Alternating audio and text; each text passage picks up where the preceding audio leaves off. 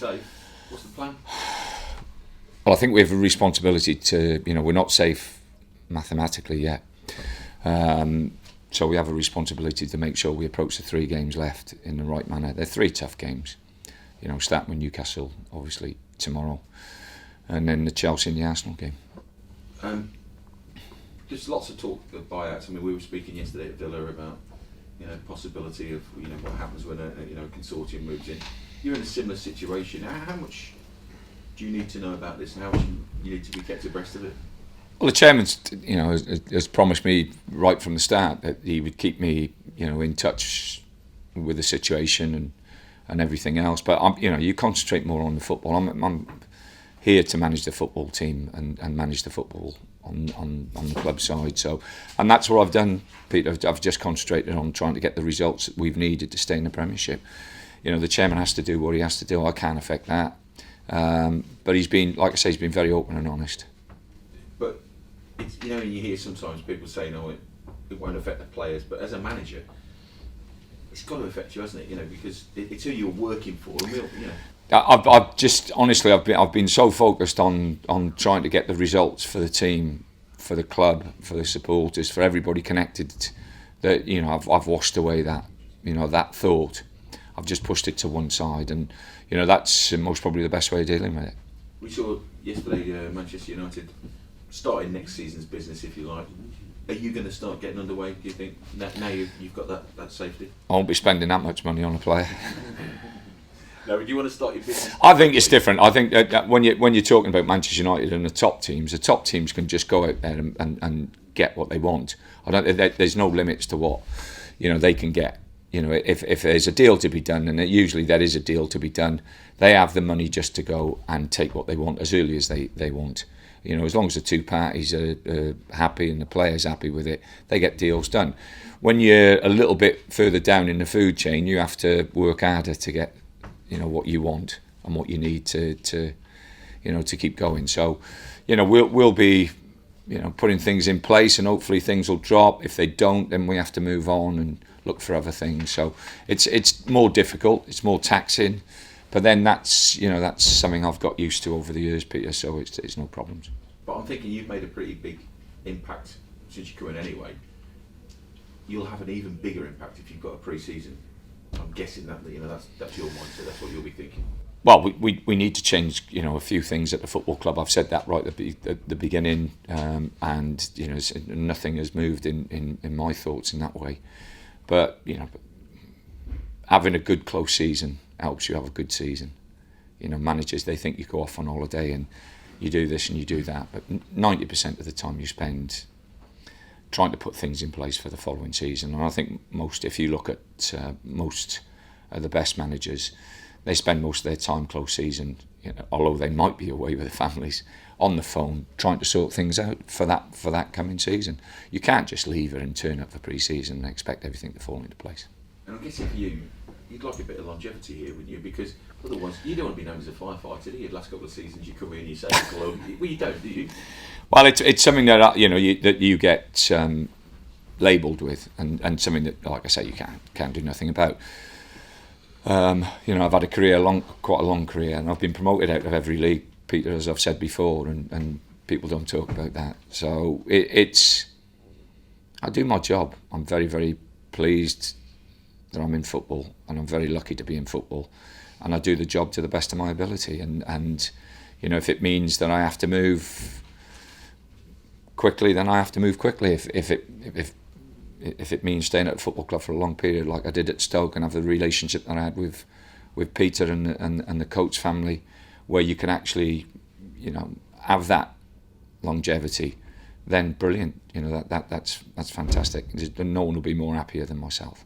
But do you think that might be a rarity these days, or not? Or do you hope it? Well, it seems that way. I think there's certain clubs that you would say will give you the opportunity and the time, but you've got to have stability at the top. And like I say, with the coach, I can only speak on with the coach family. They have changed that football club themselves as a family. They've built the football club up and changed it, and luckily they thought I was the right person at that time to help them do it. So you need the support from the top to to be able to have a long time at the football club. You're up against the best coach in the Premier League. Must be quite a daunting prospect. Yeah, I think John, what John has said in his own mind, you can see, we've all got that self-confidence, and you've got to have self-confidence. And, he's found himself in a very, very difficult situation. When he took over, most probably everybody thought they were safe, full stop. And they've just got dragged into it. And the big thing about football is that you should never, ever take anything for granted. And, as soon as you do, it turns around and kicks you up the backside. And, they've obviously got 3 games to pick some points up, and one of those games is against us. And we have a responsibility to everybody in the league, not only to ourselves as a football club, but everybody in the league, that we go up there and we give it our best. And if our best is not good enough, at least we've given our best. We all, in this, where we work, we all identify footballing people, and we like them, like to talk to them. John Carver seems to be that sort of, that ilk, but where he is right now, does it smack of desperation the way they're falling? No, I don't, it's a difficult situation because Newcastle is a big club. It's got unbelievable expectations. So it's a big animal, and it needs feeding. And if it's not being fed, then it growls, and that's what that club is doing at the moment. It's growling. Do you feel sorry for their fans, because they are a massive club, aren't they?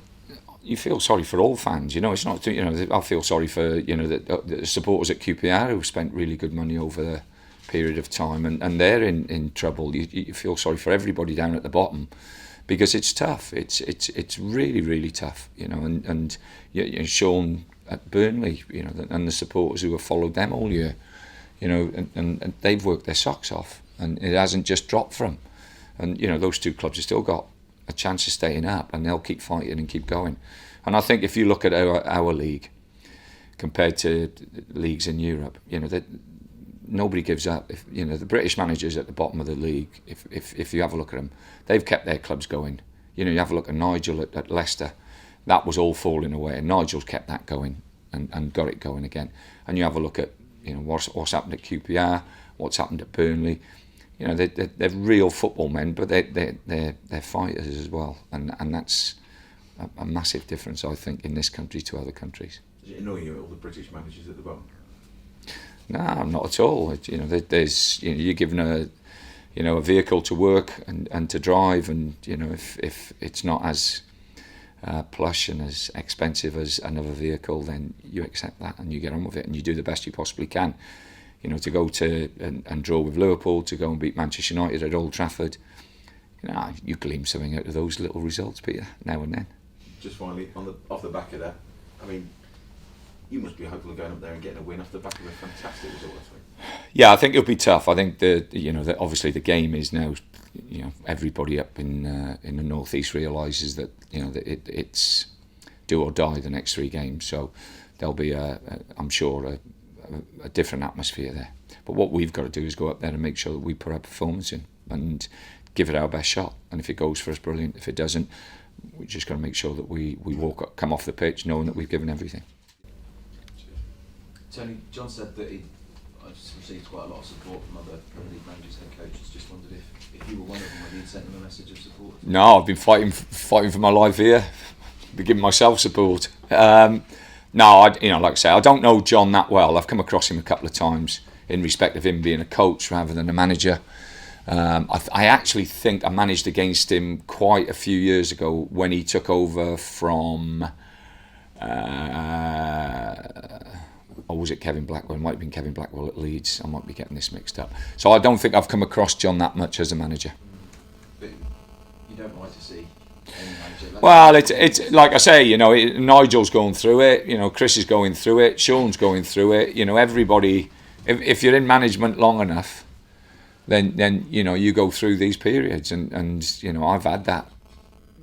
What John's going through, it's enormous pressure, and you have to get through it. That's management. You have to accept the good times and the bad times.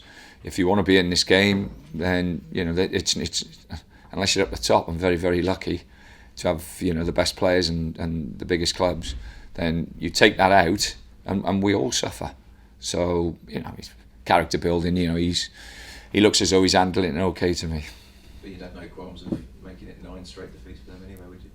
I don't worry about Newcastle. The only thing I worry about is West Bromwich Albion. You know, the Albion is now all my focus, everything. I'm not concerned about anything else, and it'll be Newcastle, it'll be Chelsea, it'll be Arsenal, and then it'll be what can I do for next year to make this club a better club. That's all I focus on. Can't affect anything else, so I don't bother about it. That's always been my theme. And can I double check the team news? That's all right. Yeah, we've got 1 or 2 knocks and bruises again, so we won't be able to pick the team, I don't think, until tomorrow. Any clues? No.